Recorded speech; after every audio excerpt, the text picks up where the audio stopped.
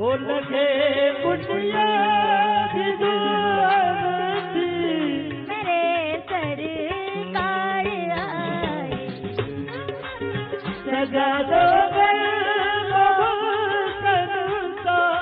मेरे सरकार आए।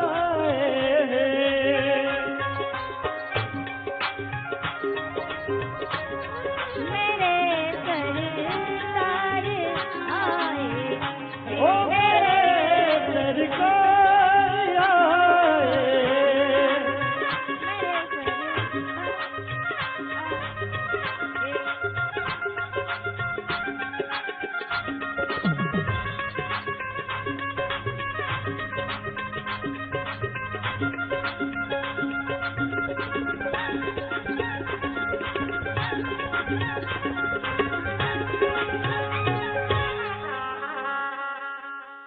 कृष्ण कन्हैया लाल की, नंद घर आनंद भयो,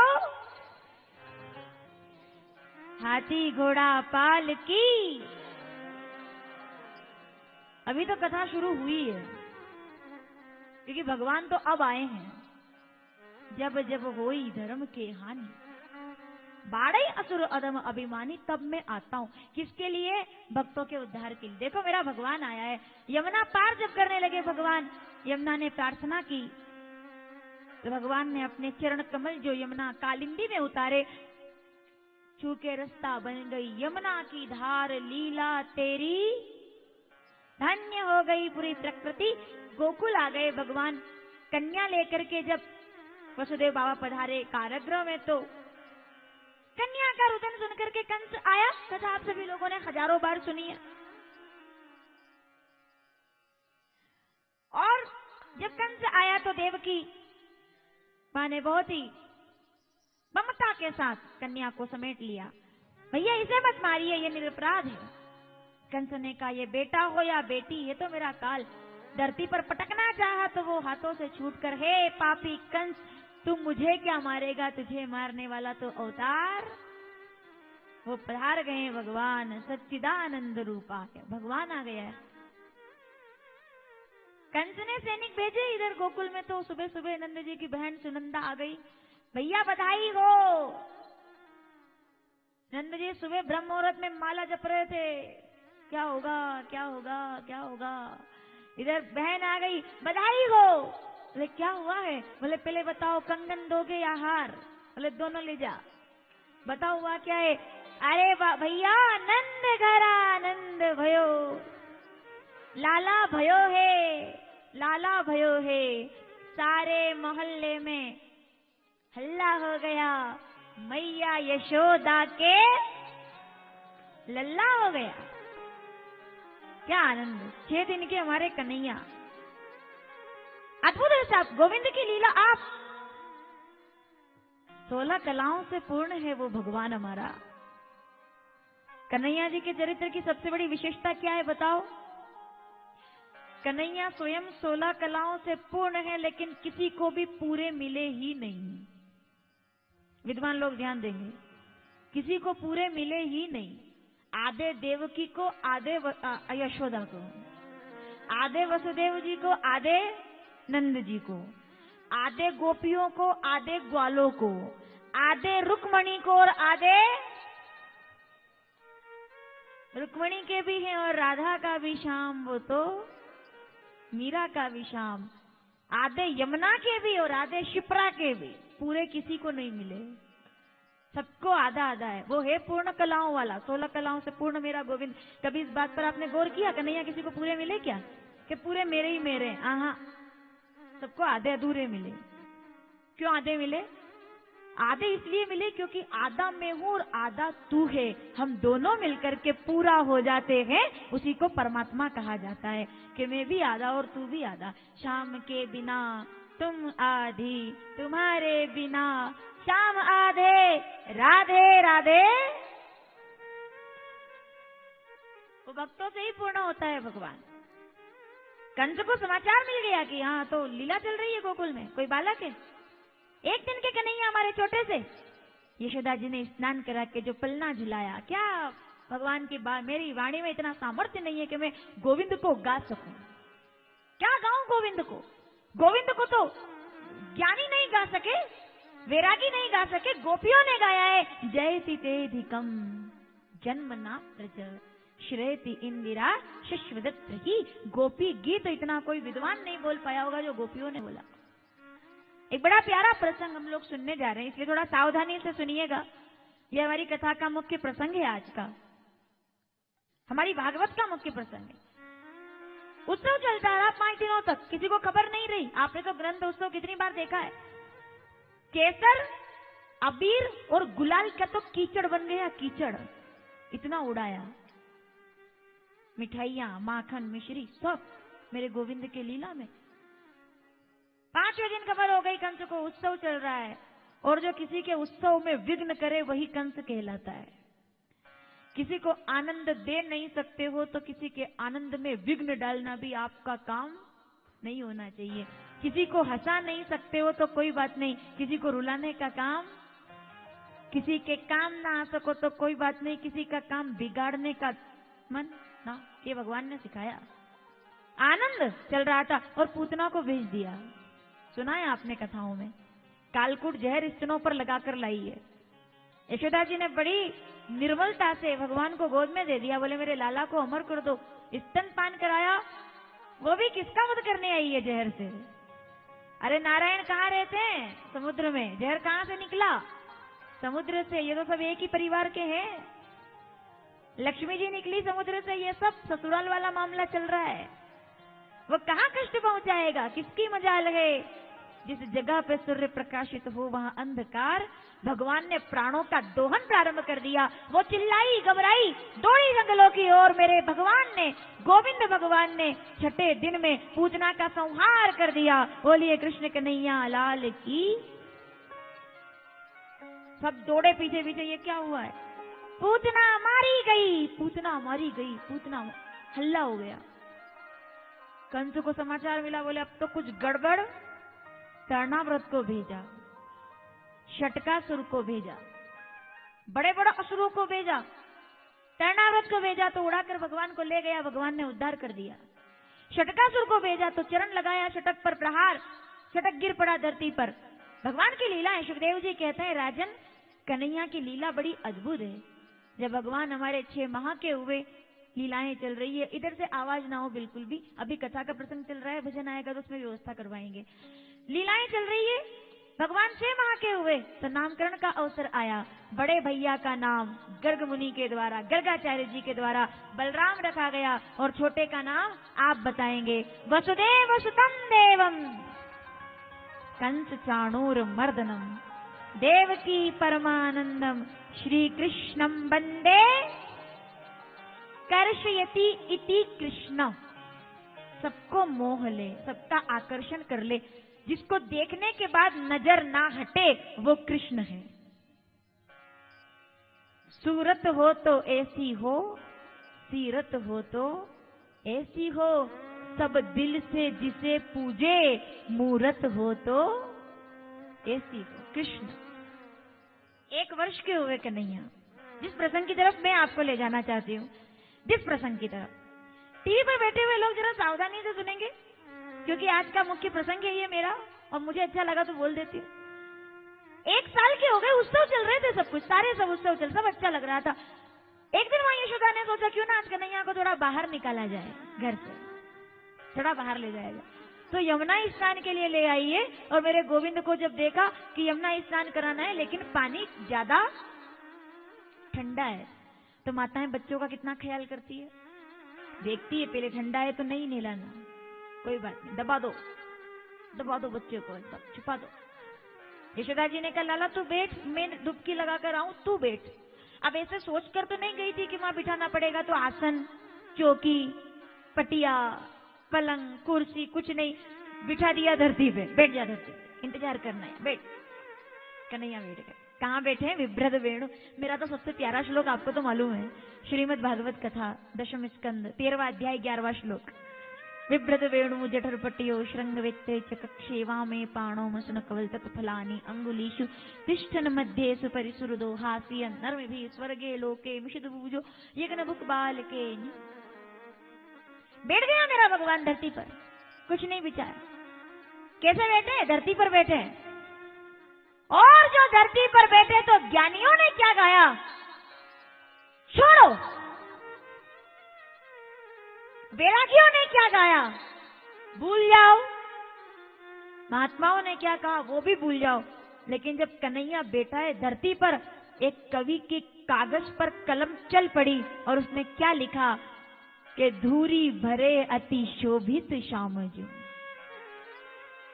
बस थोड़ा आप सुन लेना ध्यान से और कथा के बाद चर्चा करना कि मैंने क्या बोला था, ताकि मेरे को भी समझ में आ सके कि मेरे श्रोता कैसे हैं। टीवी पर बैठे लोग जरा सुनना इस प्रसंग को ध्यान से। हमने माखन चोरी बहुत बार सुनी है, सब कथाएं लगभग बहुत बार सुन ली है, लेकिन ये प्रसंग मेरे मन का है, मेरे दिल का है। आप बोलो तो मैं सुना दूं। धूरी भरे अति शोभित श्याम जो। भगवान के सिर पर सोने का मुकुट रखा हुआ है। प्रतिक्रिया दीजिए।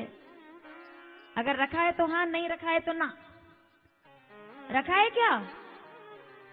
धूरी भरे अति शोभित श्याम जू। इसमें सोने का मुकुट रखा है क्या भगवान के सिर पे? तो इतनी देर क्यों लग रही है? थोड़ा जल्दी जल्दी गर्दन हिलाओ ना। कि नहीं रखा तो नहीं रखा, उसमें कौन सी बात है? कोई मैं ऐसा थोड़ी बोलूंगी कि भैया आपको पता है मैं क्या सुनाने वाली हूं। नहीं रखा ना? क्या रखा है? धूरी भरे अति शोभित श्याम जी। कौन बोल रहा है ये बात? कोई पंडित, कोई विद्वान, कोई ज्ञानी, कोई ब्राह्मण, कोई जनेऊधारी, कोई मालाधारी, कोई तिलकधारी, कोई साफाधारी, कोई राम नाम का दुपट्टाधारी, कोई मंदिर जाने वाला, कोई तीर्थ करने वाला, कोई पूजा करने वाला, कोई पाठ करने वाला अगर इस बात को बोलता तो कोई बड़ी बात नहीं थी। सब गाते हैं भगवान को, तो सब गा रहे हैं, लेकिन खुदा की इबादत करने वाला बंदा कहता है,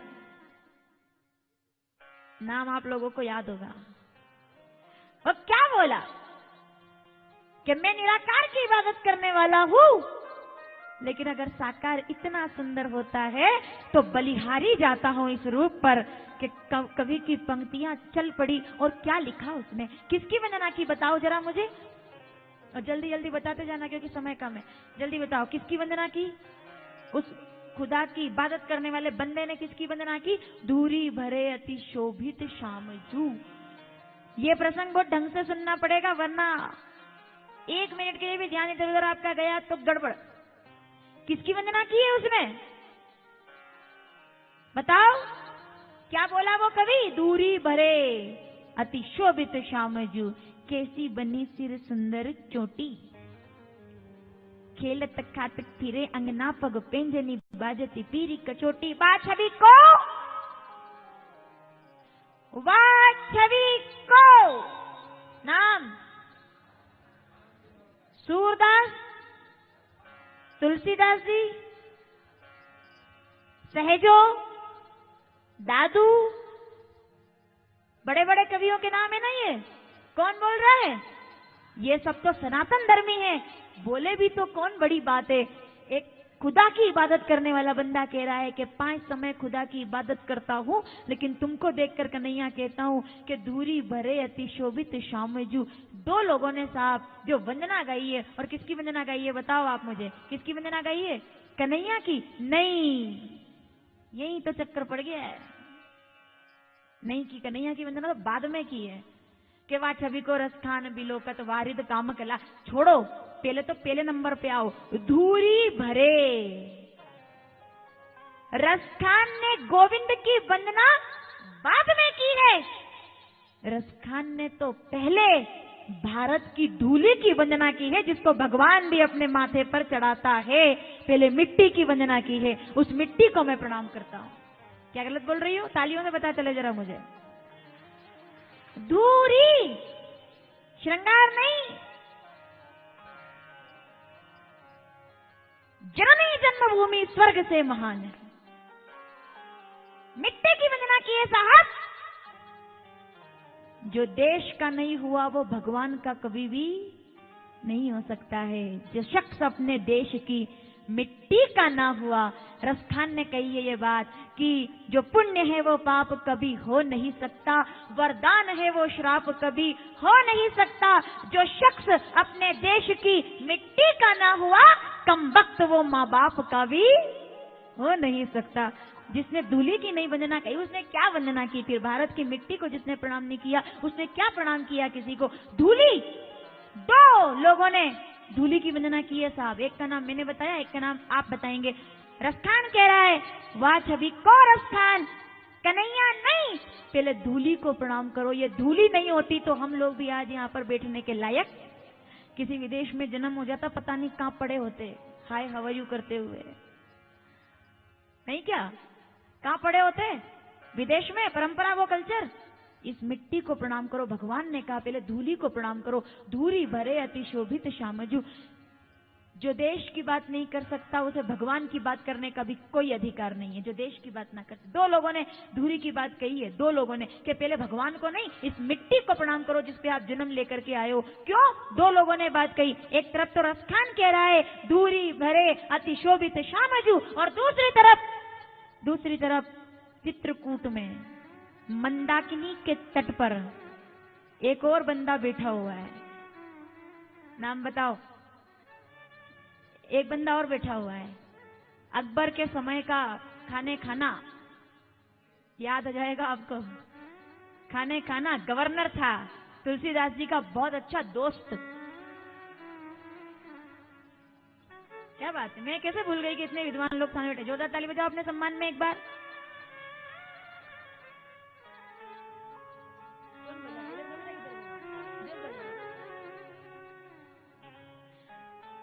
खाना गवर्नर अकबर की सभा का। एक तरफ रसखान है और दूसरी तरफ रहीम। दोनों सनातन धर्मी नहीं है, दोनों सनातन धर्मी नहीं है, लेकिन दोनों ने किसकी वंदना की आपको पता है? ये जो लोग शिकायत करते हैं, सवाल उठाते हैं किसी की देशभक्ति पर, किसी की राष्ट्रभक्ति पर, किसी की राम भक्ति पर, अरे पढ़ो अपने इतिहास। ये आज की राजनीति को मत देखो, आजकल की राजनीति मत देखो, पुराना इतिहास उठाकर देखिए। रसखान कह रहा है कि दूरी भरे अति शोभित श्यामा जो कैसी बनी सिर सुंदर है चोटी। एक तरफ रसखान ने कहा कि मैं इस मिट्टी को प्रणाम करता हूं जिसको कन्हैया ने अपनी जिह्वा से चाटा है। साहब, जिस मिट्टी को कन्हैया ने अपनी जिह्वा से चाटा हो, उसके साथ गद्दारी करने से बड़ा पाप और दुनिया में कोई दूसरा नहीं हो सकता। कोई सोच भी कैसे सकता है? इस मिट्टी के अंदर जिसे भगवान बैठा हो, दूरी भरे अति शोभित श्यामा जो कैसी बनी सिर सुंदर चोटी। रसखान कह रहा है कि भगवान धूली को अपने सिर पर रख रहे हैं, सिर पर कैसी बनी सिर सुंदर। और रहीम ने क्या कहा कि वो धूरी को, मिट्टी को, दूरी धरे निज शीश पर, कहो रहीम के ही काज। मंदाकिनी में चलो अब जरा मेरे साथ चित्रकूट। तुलसीदास जी बैठे हुए थे, ढंग से सुनना। तुलसीदास जी बैठे हुए थे एक तरफ किनारे पर, सुबह सुबह राम राम राम राम राम। आंख खुली तो सामने क्या देखा? अगले किनारे पर रहीम बैठे हुए हैं। रहीम, वो भी मंदाकिनी के तट पर ऐसे बैठे थे, इबादत कर रहा होगा, बैठा होगा, उसके खुदा को याद कर रहा, कुछ भी। तुलसीदास जी ने देखा गौर से, करता क्या है ये? तो क्या कर रहे हैं रहीम? धूली को ले रहे हैं और सिर पर डाल रहे हैं। धूली को ले रहे हैं, सिर पर डाल रहे हैं, मुट्ठा भर रहे हैं धूली का, रेत का, नदी में से, और सिर पर डाल रहे हैं।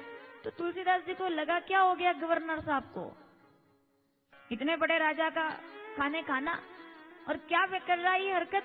धूली को सिर पे डाल रहा है। यहाँ तो लोग थोड़े से कपड़े गंदे हो जाए झटकार देते हैं, ऐसे झटकारते हैं जैसे इनके प्रेस के कपड़े खराब ना हो गए हो। ये नहीं पता कि खुद मिट्टी के हैं और मिट्टी झटकार रहे हैं, और वो मिट्टी रख रहा है ऊपर मिट्टी रख रहा है। तो तुलसीदास जी ने सोचा इतनी दूर से किनारे से आवाज लगा के पूछूंगा कि क्या कर रहे हो, तो अच्छा नहीं लगेगा। तो तुलसीदास जी ने क्या किया? एक कागज की नाव बनाई और नाव बनाकर उस पर एक पत्र लिख दिया। इधर से सवाल पूछ लिया कि दूरी धरो निज शीश पर, कहो रहीम के ही काज। चिट्ठी लिखकर मतलब नाव बना के तैरा दी। और तुलसीदास जी को तो अच्छे से याद है कि कागज की नाव कैसे तैराते हैं। तुलसीदास जी को तो अच्छे से याद है रामचरितमानस उत्तरकांड 52वां दोहा दूसरी चौपाई ऊपर वाली। भव सागर पुनि पार जो चाहा राम कथा तई कदड़ नावा। भवसागर के पानी में पार उतारने के लिए जो रामचरितमानस जैसी कागज की नाव बना सकता है, क्या वो मंदाकिनी में एक बात से दूसरी बात करने के लिए एक नाव नहीं बना सकता? उन्होंने तो रामचरितमानस बनाई है, नाव ऐसी बना दी है। तो नाव बना करके लिख दिया, उस पर सवाल किया कि इतनी दूर से, उनके पास वो तो था नहीं वायरलेस के हेलो भैया क्या, तो उन्होंने कागज पे लिखा दूरी धरो निज शीस पर कहो रहीम कही काज। रहीम के पास नाव आई, उधर बैठे थे गवर्नर था साहब, सरकार का आदमी, वो राजा का आदमी गवर्नर। तो उनने देखा कि तुलसीदास जी दोस्त थे, उधर से हाथ हिलाए, बोले चिट्ठी पढ़ो। तो पढ़ी, चिट्ठी पे लिखा था दूरी धरो निज शीस पे को रहीम कही काज। मतलब तुलसीदास जी ने देख लिया। अब इनने कहा मैं इधर चिल्ला के जवाब दूंगा तो जैसा सवाल वैसा जवाब चाहिए। उनने भी लिख दिया। उनने क्या लिखा, क्या लिखा सुनो। दूरी धरो निज शीस पर कहो रहीम कही काज। तो रहीम ने एक दोहा नंबर लिख के भेज दिया, रामचरितमानस बालकांड दोहा नंबर 210। एक दोहा लिख करके भेज दिया। रामचरित पढ़ लो भैया, घर में लिख लो, रामचरितमानस बालकांड दोहा नंबर 210, ये लिख के भेजा। क्या भेजा लिख के जानते हैं? तुलसीदास पूछ रहे हैं दूरी धरो निज शीस पर कहो रहीम कही काज। रहीम ने उधर से नाव पर लिख कर क्या भेजा कि मैं कुछ ढूंढ रहा हूं, मैं कुछ ढूंढ रहा हूं। तो फिर तुलसीदास जी ने पूछा क्या ढूंढ रहे हो? बोले महाराज मैं कुछ ढूंढ रहा हूं। तो क्या ढूंढ, जवाब पे आपके मेरे जवाब पर आपकी नजर होनी चाहिए, जो टीवी पर लोग सुन रहे हैं कि दूरी धरो निज शीस पर कहो रहीम कही काज। तो तुलसीदास जी महाराज ने पूछा, तो रहीम ने क्या जवाब दिया कि जा रजते मुनि पत्नी तरी वो ढूंढू महाराज, मैं तो वो दूरी ढूंढ रहा हूं जिससे अहिल्या तर गई थी, वो मुझे भी मिल जाएगा तो मेरा भी उद्धार हो जाएगा। जा रजते मुनि पत्नी तरी वो ढूंढू, चरण कमल रज चाहती कृपा करो रघुवीर। रामचरितमानस बालकांड दोहा नंबर 210। चरण कमल रज चाहती, जिस रज से, अरे प्रणाम है भारत की मिट्टी को साहब। और अभी तो बहुत गर्व की बात है हमारे लिए, कन्हैया ने इस धरती को अपने सिर पर रखा, इस मिट्टी को सिर पर रखा। मेरे राम जी अयोध्या से जब गए वनवास में, तो आपने चौपाई पढ़ी है, वो थोड़ी सी मिट्टी अपने साथ लेकर के गए थे कि मिट्टी का महत्व ना भूलूं। जो राष्ट्र के लिए समर्पित नहीं है उसका कोई सार जगत में है नहीं। और अभी तो हमें बहुत खुशी की बात है, कुछ दिनों पहले वो खुशी मिली है देश को जिसका इंतजार देश 70 साल से कर रहा था। उपचार मिला है मेरी भारत माता को, उपचार जो एक क्या कहूं मैं उसको, उपचार। जोरदार ताली बजनी चाहिए आपकी। मैं मेरे भारत राष्ट्र के यशस्वी प्रधानमंत्री जी को बद्री विशाल की इस यात्रा से शुभकामनाएं देना चाहती हूँ कि 70 साल से एक बीमारी पल रही थी, उसका उपचार करने के लिए ये भारत, ये अखंड भारत का सपना आपको नमस्कार करता है कि भगवान आपको ऐसी सद्बुद्धि देता रहे, ऐसी सद्बुद्धि। लोगों ने मुझसे पूछा वर्षा जी आप क्या कहना चाहते हैं? तो मुझे कवि वाहिद की कुछ पंक्तियां याद आ गई जो मैंने कहीं किसी कवि से सुनी। कवि वाहिद कि द्वंद कहां तक पाला जाए, युद्ध कहां तक टाला जाए। हिंदुस्तान के तमाम लोग जो कथा इस समय टीवी पर बैठ करके सुन रहे हैं, मैं धन्यवाद देती हूँ 5 अगस्त 2019 की उस सुबह को, मैं धन्यवाद देती हूँ 5 अगस्त 2019 की उस सुबह को, जिस दिन का सूरज 70 साल के बाद निकला और ऐसा निकला कि पूरी दुनिया में छा गया, कि जब केसर की खुशबू से पूरा देश, कि द्वंद कहां तक पाला जाए, युद्ध कहां तक टाला जाए।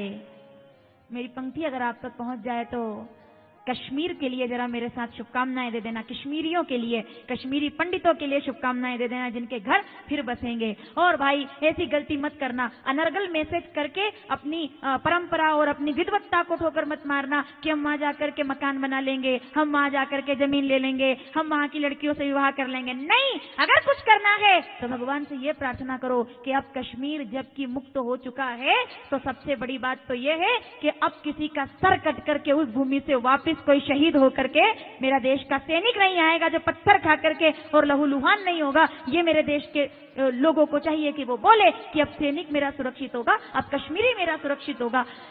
द्वंद कहां तक पाला जाए, इस सभा के स्वाभिमानी खुददार देशभक्त लोग केवल मेरा समर्थन करेंगे इस समय कि द्वंद कहां तक पाला जाए, युद्ध कहां तक टाला जाए, तू भी है राणा का वंशज, फेंक जहां तक भाला जाए। ये ताकत, ये शक्ति रही है इस देश की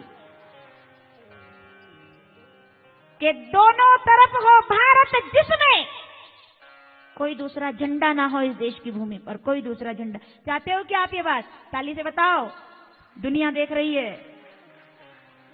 दोनों तरफ हो भारत, जिसमें बहुत अजीब लगता था साहब जब देश का कोई प्रधानमंत्री दो झंडों के बीच बैठता था, अजीब लगता था, यहां दर्द होता था यहां।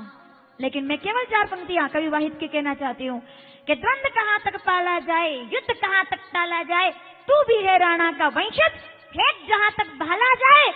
दोनों तरफ हो भारत, जिसमें सिक्का वही उछाला जाए, युद्ध कहां तक टाला जाए।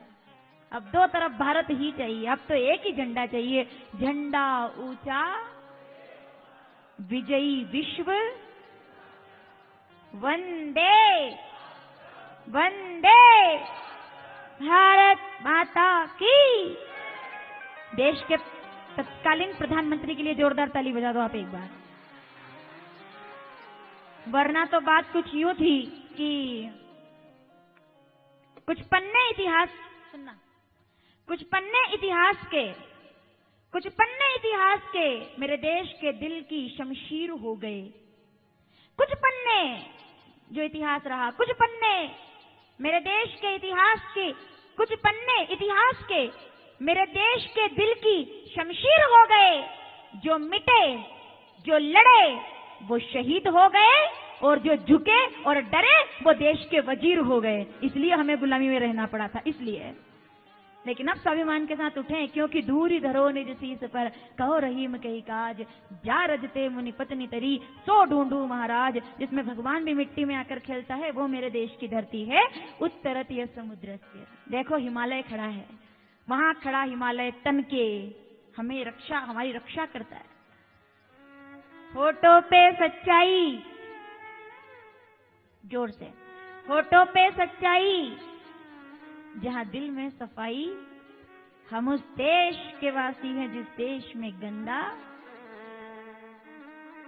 बहुत जरूरी है साहब, कुछ चीजें राष्ट्र के लिए बहुत जरूरी है, होनी चाहिए। इसमें सहयोग हमारा होना चाहिए, इसमें हमारी अस्मिता, हमारा अपना स्वाभिमान साहब। हम इस देश के वासी हैं जिस देश में गंगा, हम उस प्रदेश में बैठे हैं जिस प्रदेश में गंगा, जिस प्रदेश में अलखनंदा, जिस प्रदेश में मंदाकिनी, जिस प्रदेश में भागीरथी, जिस प्रदेश में गंगा। और हम जो मालवा के लोग आए वो क्या कहेंगे, हम उस प्रदेश के वासी हैं जिस प्रदेश में नर्मदा, नर्मदे, नर्मदे, नर्मदा मैया की। जो राजस्थान के लोग बैठे हैं, हम उस प्रदेश के वासी हैं जिस प्रदेश में माही, बोलो माही मैया की, और त्रिपुर सुंदरी का धाम। बांसवाड़ा के लोग हमारे, इस साल कथा थी 25 दिसंबर से बांसवाड़ा में, क्या अद्भुत कथा का आयोजन हुआ और क्या अद्भुत लोग। भैया मैं तो तमाम वक्ताओं से निवेदन करूंगी, जिसको भागवत कथा बोलने का आनंद लेना हो, एक बार बांसवाड़ा में जाकर के कथा जरूर कीजिए, आपको मजा आएगा। जो श्रोता मिलेंगे सामने, छोटी काशी हमारी छोटी काशी बांसवाड़ा, माही का तट, इधर से त्रिपुर सुंदरी की वो परम कृपा, उधर 12 ज्योतिर्लिंग विराजमान, छोटी काशी ऐसे कहते हैं बांसवाड़ा को। बांसवाड़ा हमारे यजमान है। तो राजस्थान धरती धोरारी, धोरारी, उत्तर प्रदेश, हम उस प्रदेश के वासी हैं जिस प्रदेश में यमुना, उत्तर प्रदेश के लोग भी है यहाँ, जहाँ यमुना बहती है, कथा होती है। उत्तर प्रदेश देवरिया के तो बहुत लोग हैं, अयोध्या देवरिया, ओ हो क्या बात है गजब।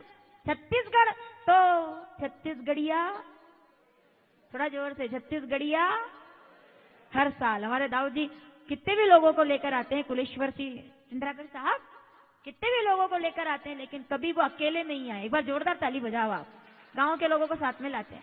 और क्या अनुशासन और क्या डिसिप्लिन, गजब अद्भुत। तो उत्तर प्रदेश हो गया, राजस्थान, पश्चिम बंगाल का मामला है, तो ये सब नदियां बहती है बहती है बहती है, और बहकर के कहाँ जाती है, वहीं तो जाती है, वहां सागर बैठा हुआ है। कुल मिलाकर के मिली जुली संस्कृति, मिली जुली परंपरा हमारी।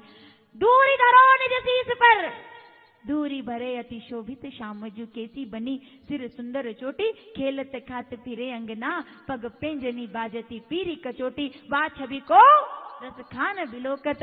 जिसने मिट्टी को नमस्कार किया है, ऐसे देश के उन तमाम लोगों के लिए शुभकामनाएं दे जो राष्ट्र के लिए, इस मिट्टी के लिए अपना वाले रहते हैं। ऐसे सैनिक जो मिट्टी को भगवान मान बैठे हैं। भारत माता की आरती गाते हैं, खून से तिलक करो गोलियों से आरती, देश है पुकारता पुकारती है भारती। उन सैनिकों को प्रणाम करो, इस बद्री विशाल से प्रार्थना करना इस धाम से कि हे भगवान, हमें इस कथा का पुण्य मिले ना मिले, लेकिन एक काम जरूर कर देना कि अब कोई सैनिक, जब भी कोई गोली, जब भी कोई बारूद, जब भी किसी प्रकार का कोई भी संकट मेरे देश के सैनिक की तरफ आए, तो हमारी रक्षा मत करना, लेकिन मेरे देश के सैनिकों की रक्षा जरूर करना, क्योंकि जब तक वो सुरक्षित है तब तक कोई सर कट के ना आए, हर सर उठ के आए। तो कैसे उठ के आए बताओ, कैसे उठ के आए कि चंदन है। मैं चाहती हूँ इस देश के हर युवाओं के अंदर, मैं केवल एक व्यक्ति को देखना चाहती हूँ, एक व्यक्ति को। चंदन है इस देश, नाम बताना मुझे। चंदन है इस देश की माटी, माटी का कण कण चंदन है। और जो किसी लंका में आग लगा करके हनुमान की तरह सुरक्षित लौट कर आए, ऐसे भारत के सैनिक का इस देश की भूमि पर अभिनंदन है, अभिनंदन है, अभिनंदन है। हर कोई अभिनंदन मने। मैं तो ये मूंछों पर ताव हो, सर कटा सकते हैं लेकिन सर झुका। देश के सैनिकों को मेरा नमस्कार, मेरा प्रणाम, मेरी शुभकामनाएं कि बद्री विशाल आपकी रक्षा करे, भगवान आपकी रक्षा। भारत दूरी भरे अति शोभित श्याम, वापस आओ भैया कथा में। दूरी भरे अति शोभित श्यामजू, कैसी बनी सिर सुंदर चोटी, खेलत खाते फिरे अंगना, पग पेंजनी बाजती पा छवि को रस खान बिलोकत, वारिद काम कला निधि कोटि। काग के भाग, रसखान क्या कहते हैं? अरे इंसान क्या, मनुष्य क्या, देवता क्या, पशु तो क्या, एक कौवा भी उनका झूठा खा गया तो वो भी भवसागर से तर जाता है। काग के भाग बड़ो सजनी, हरि हाथ से ले गयो। दूरी मिट्टी भगवान ने सिर पर रख ली, थोड़ा सा टुकड़ा खा भी लिया। यशोदा जी आई, मिट्टी खाई? बोले नहीं, मिट्टी खाई तूने? अब खाई नहीं थी, चक्कर पड़ गया थोड़ा दूसरा। ये क्या है कि धरती माता वो है पत्नी, विष्णु पत्नी नमोस्तुते, नारायण भगवान की पत्नी है, प्रिया है। अब धरती पर ये बैठे तो धरती प्रकट हो गई। बोले सरकार सजा दो घर को गुलशन सा, मेरे सरकार आए हैं, क्या मैं आपको खिलाऊं? मेरे पास कंकर है, पत्थर है, कांटे हैं और कुछ नहीं है, क्या खिलाऊं? भगवान को थोड़ा करुणा आ गई तो मिट्टी का एक टुकड़ा ऐसे हाथ में लिया और कहा कि देवी जो बोलना है अब बोलो आमने सामने, कोई विरोध ना हो, आमने सामने तुम बोलो मैं सुनूं। अब ये बात कर रहे थे, उधर एक गोपी ने देख लिया, बोले भोग लगने वाला है, कन्हैया खाएगा। अरे यशोदा इतना माखन बनाती हो, थोड़ा बच्चे को भी खिला दिया करो, देखो बाहर जाकर के बात खराब कर रहा है तुम्हारी, कि घर में कुछ खाने को नहीं मिलता तभी तो बाहर आकर मिट्टी खा रहा है। कितनी माताएं यहाँ बैठी होंगी जो अपने बच्चों को सिखा सिखा के ले जाती है दूसरों के घर। सिखाया होगा आपने भी, सिखाया? बेटा जितनी चाय पीनी है यहाँ 2 प्लेट पी ले, उनके घर मत मांगना। आपने बोला क्या ऐसा कभी? नहीं, हमको तो साहब बोला क्या मतलब लाल हो गए गाल, क्योंकि शिशु मंदिर का अनुशासन था। पिताजी मेरे प्रधान अध्यापक रहे, अध्यापक रहे और प्रधान अध्यापक रहे दूसरे गांव में कहीं शिशु मंदिर में। तो वो वाला अनुशासन था, तो डांट तो नहीं पड़ती थी, गाली लाल होते थे। तो वो सिखा के लिए तो बेटा यहाँ चाय पी लो, चाय पीनी क्या कि हाँ यहीं पी लो, वहां जाके मत मांगना। लेकिन तो बच्चों की आदत रहती है, वो कोई पूछे आंटी जी बेटा चाय पियोगे, तो पहले यूं कर फिर मम्मी की तरफ देखेगा। और भले ही मम्मी मम्मी उनके सामने तो नहीं पिएगा, हाँ पीऊंगा ना, हाँ तो मत डर बेटा, मम्मी कहीं नहीं कहते तो पी ले। तो वो तैयार ही बेटा, आओ ला दो जब। अच्छा उसको इतना बौद्धिक आतंकवाद उसके ऊपर दबाओ कि वहां मत मांगे, बिस्कुट मत उठा लेना वहां से। अब बच्चा बैठा, घर वालों की बात कर रहे, बड़े लोग उनकी बात कर रहे, बच्चे का ध्यान तो बिस्कुट पे है। मेरे को क्या मतलब तुम्हारी किसी बात से, मेरा ध्यान तो वहां है। तो यशोदा जी घर से सिखा के ले गई थी कि बाहर जाके गड़बड़ मत करना, शुरुआत ही कर दी मिट्टी खा के। गोपियां कहती है अपने लड़के को थोड़ा सिखा तो देती, मिट्टी खा रहा है देख संभाल। वो दौड़ करके आई, अरे मेरी बात खराब कर दी, अरे कन्हैया नहीं मानेगा, अरे लाला बड़ा नटखट है रे।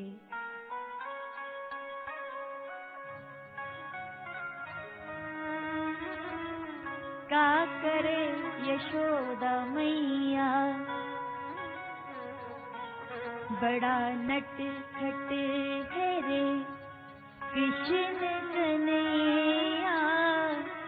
का करे यशोदा मैया, मैया रे।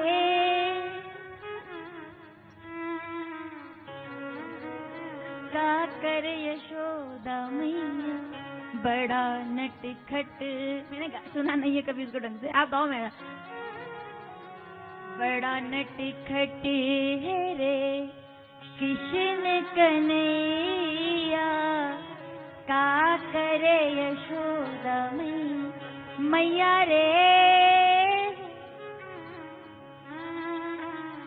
का करे यशोदा मैया, बड़ा नटखट है कृष्ण कन्हैया।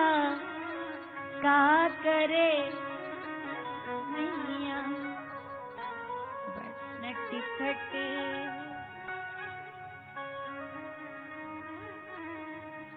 जो कोई देखे तुझे, आ गया कन्हैया।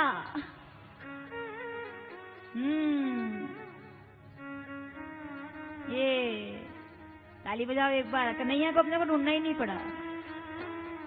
बड़ा नटखट है रे कृष्ण कन्हैया।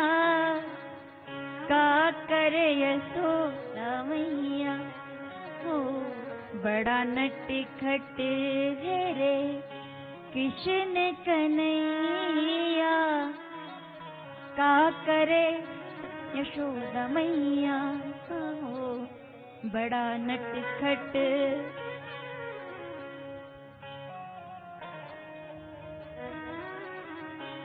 किधर कहाँ जा रही है सवारी है? हम सब भोजन होगा जब हो जाएगा, उधर सेव फल तैयार। उनके हाथ में मिट्टी थी, उनके हाथ में सेव फल है। कृष्ण कन्हैया लाल की। तो बात इतनी सी है साहब, इधर मेरी तरफ खमे अपने पास। क्या बोल रही थी मैं आपसे, बताओ याद दिलाओ। अच्छा बड़ा गंभीर याद दिलाया भाई। बड़ा नटखट है तो बोल रही थी, कथा क्या चल रही है हमारी? कन्हैया की लीला। मिट्टी खाई तो यशोदा जी डंडा लेकर के आई। रुक कन्हैया, कहाँ जाता है? मिट्टी खाई तूने, भगवान क्या कहे अब तो। जैसे ही इधर ध्यान रहे आपका। अच्छा क्या बात, ताली बजा दो फिर एक बार। ये तो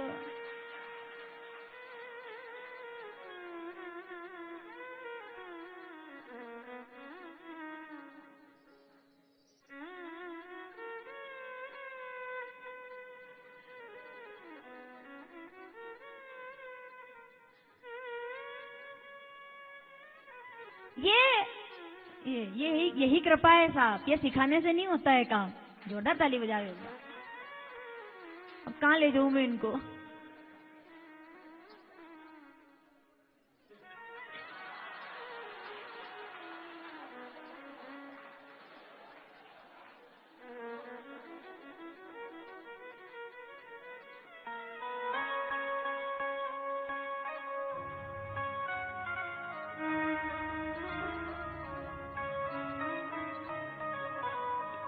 बार जोरदार ताली बजाओ हमारे छोटे से कन्हैया के लिए।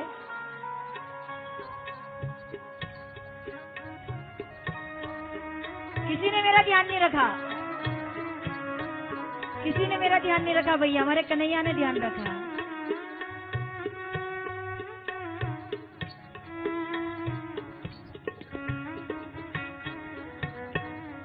बताओ आप,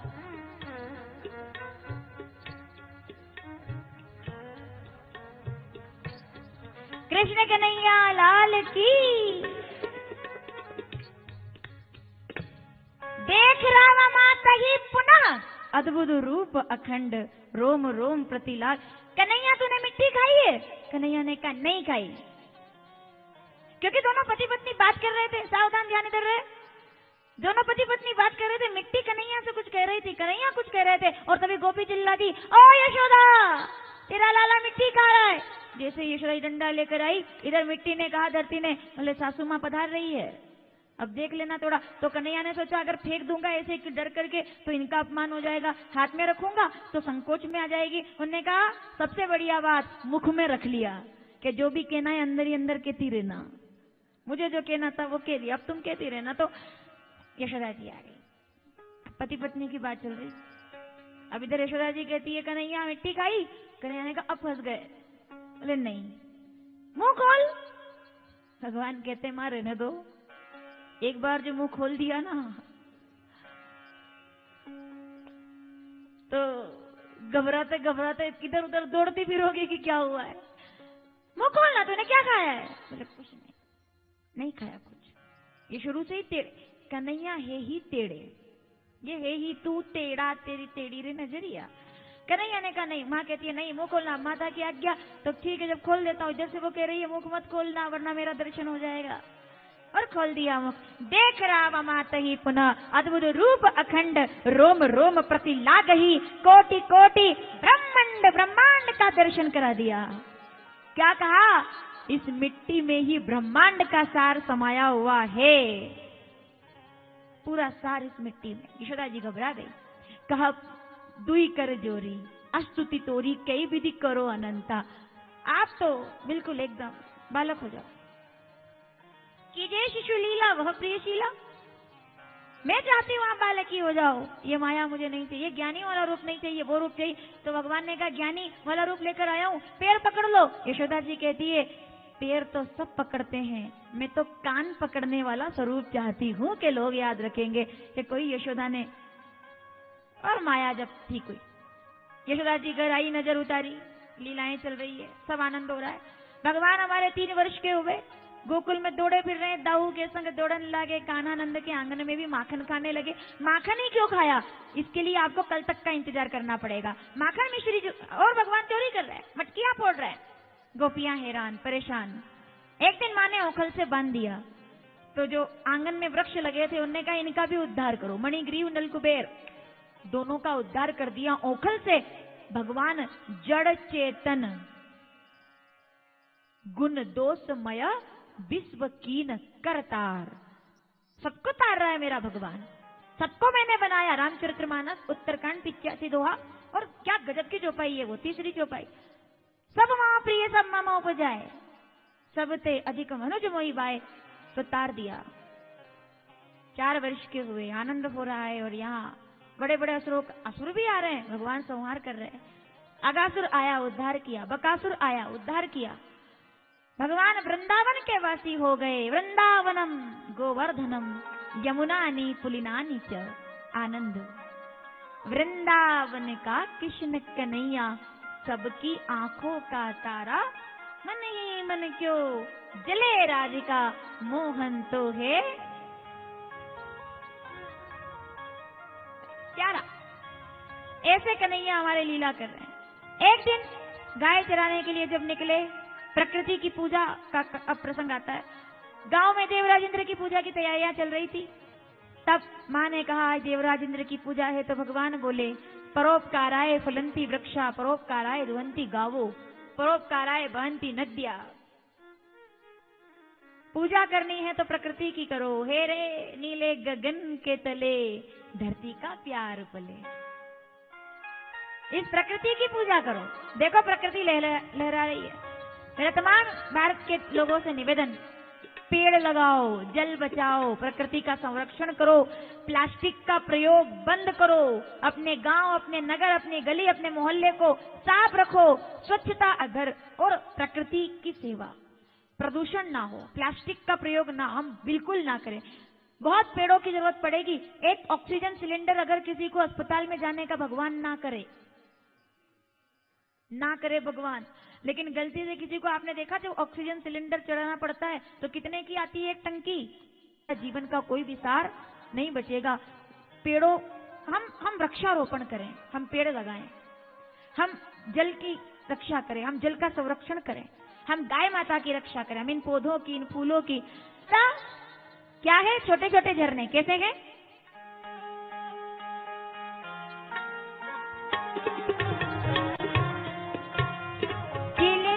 हमारे लिए सजाई है।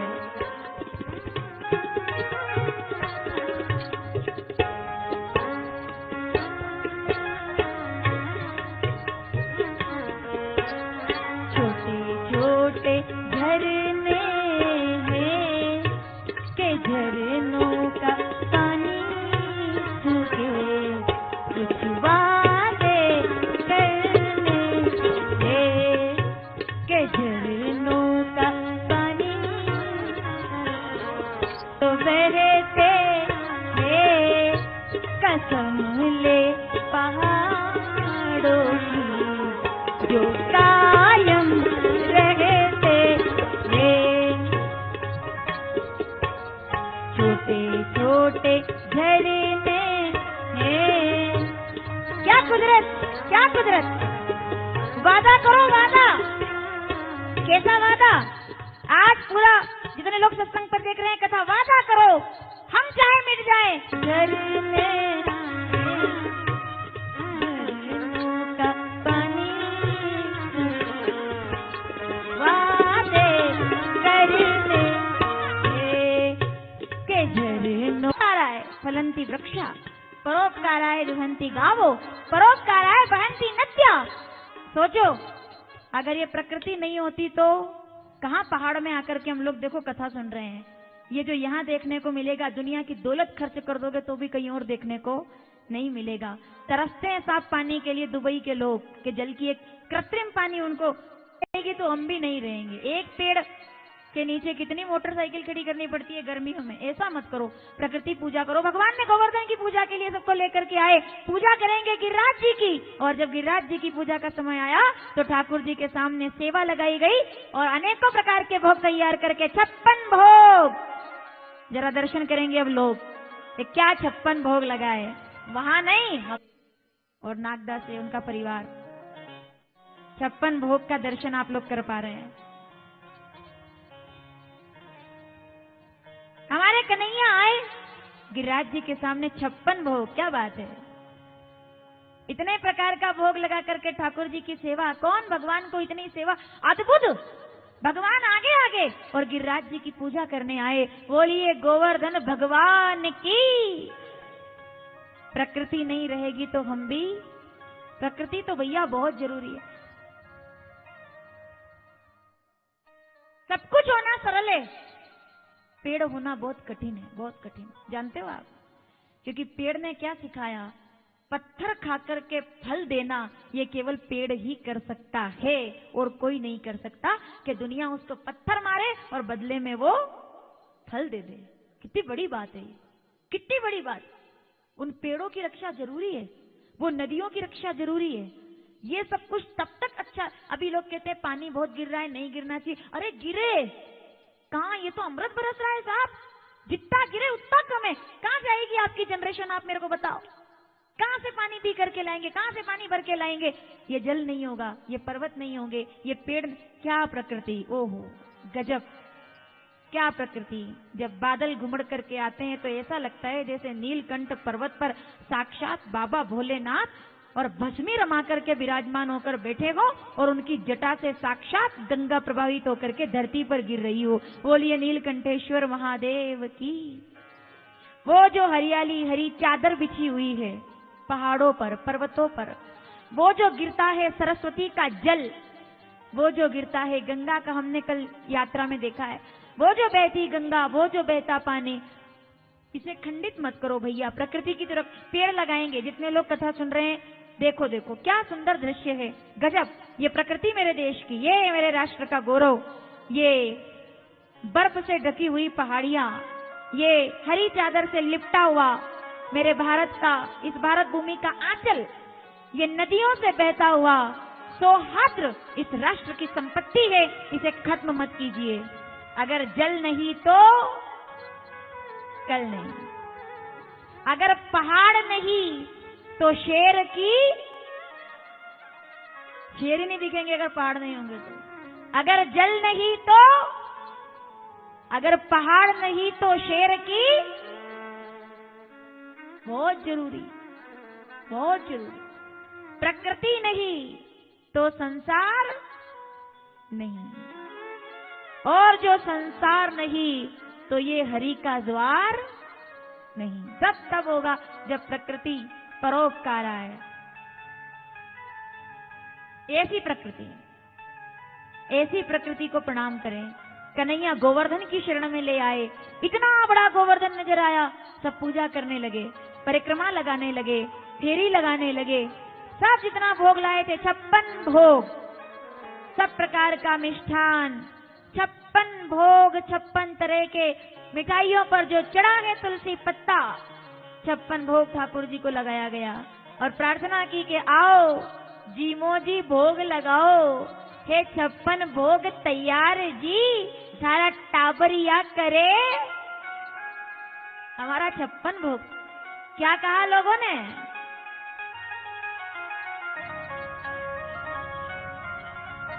मैं चाहूंगी, निवेदन करूंगी हमारी कथा के मुख्य यजमान जी आकर के गोवर्धन महाराज और भगवान के सामने पूजा करें। आओ आओ सांवरिया बेगा आओ, जीमो जी भोग लगाओ, हे 56 भोग तैयार जी। आज तैयार हो गया है 56 भोग, तैयारी हो गई। आओ आओ, सब गाएंगे, आओ आओ। किसका भाग्य जो बद्री विशाल में 56 भोग लगा सके? सबको मौका मिल रहा है आज। हमारे गोंटू भैया तो कहते हैं व्यवस्था केवल मैं करता हूँ, भोग तो सब अपनी भावना से लगा रहे हैं। आओ आओ। मैं चाहूंगी हमारे मंदिर से जो पधारे हैं वो भी भगवान गोवर्धन महाराज की पूजा के लिए सम्मिलित हो जाएं आपके साथ, और पूजा करके आप भी उसमें सम्मिलित होकर के बद्री विशाल भगवान की ओर से आशीर्वाद प्रदान करें। आओ आओ सावरिया बेगा। इस भजन में जिनको भी नृत्य करना है वो वहां से ही नृत्य करेंगे पीछे, क्योंकि यहाँ पे थोड़ा हमारे पास स्थान कम है। पीछे ही अपने स्थान पर ही नृत्य करेंगे अगर आपको करना है, या तो बैठे रहें, कथा के बाद भी नृत्य कर सकते हैं। आओ आओ सावरिया बेगा आओ, जीमो जी भोग लगाओ, है 56 भोग तैयार जी, सारा टाबरिया करे मनहार जी, सारा टाबरिया करे। सावरिया बेगा आओ, जीमो जी भोग लगाओ, ये 56 भोग तैयार जी, सारा सावरिया करे मनहार जी। आओ आओ सावरिया बेगा आओ, जीमो जी भोग लगाओ, है 56 भोग तैयार जी, सारा सावरिया करे मनहार जी, सारा सावरिया करे मनहार जी।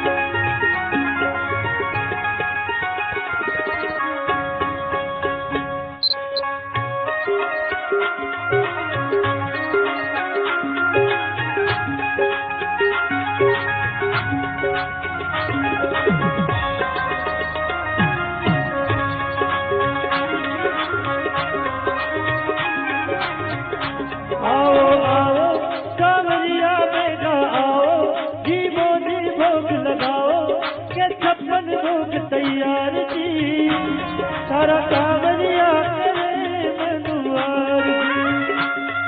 दोनों हाथ बढ़ा रे।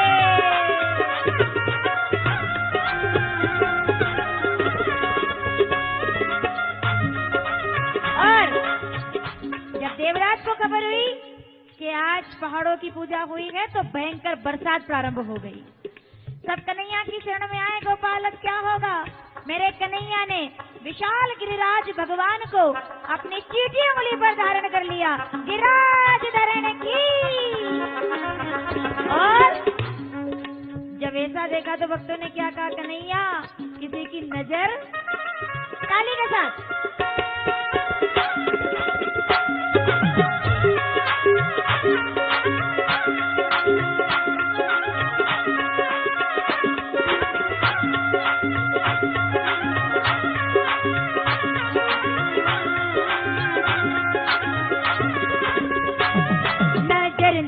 जाए नजर ना लग जाए, नजर ना लग जाए।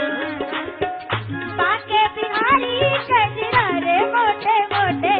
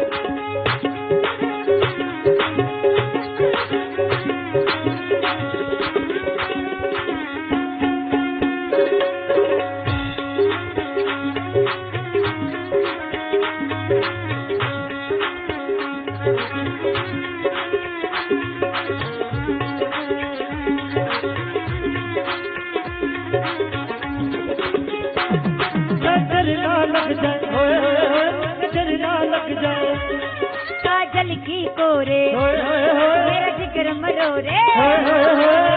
अरे 56 भोग लगाए, आज तो सबको नाचना है।